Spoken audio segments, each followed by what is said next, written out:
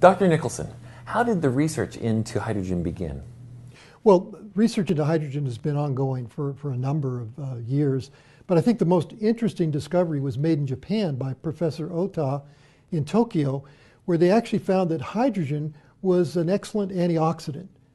And from those studies on, we and other people have been investigating the role of hydrogen, not only as an antioxidant, but as an anti-inflammatory agent. Inflammation and autoimmunity. Now, one of the things that hydrogen could do is reduce inflammation. And so there are a number of diseases associated with it. I've just listed a few examples here. Inflammatory bowel diseases, inflammatory muscle diseases, arteriosclerosis, for example. The list goes on and on. But hydrogen can be useful in reducing inflammation.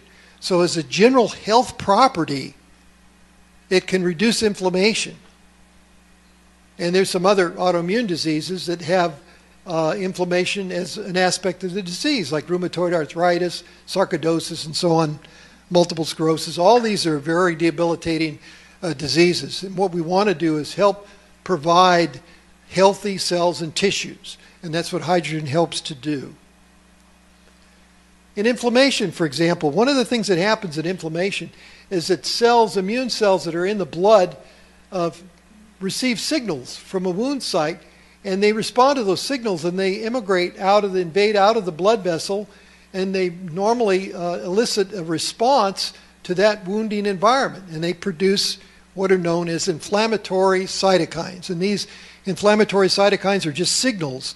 They signal cells and tissues and so on to try and initiate the repair process and try and warn other cells that there's something going on here. There's infection, for example, in a wound, or other problems associated with the wound.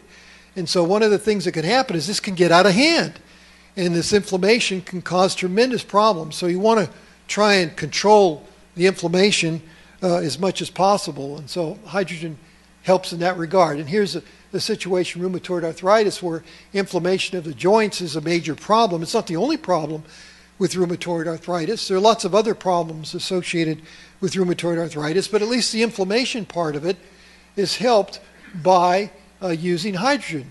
So there's a study here that I'm quoting with 20 patients with rheumatoid arthritis that drank hydrogen-enriched water for 12 weeks, and the hydrogen-enriched water reduced the markers found in the blood for rheumatoid arthritis, reduced the symptoms of rheumatoid arthritis, and it turns out the patients with early RA, early rheumatoid arthritis, actually responded better than the patients that had had arthritis for a long time. Well, that's understandable because there's less damage, permanent damage, in early patients compared to late patients.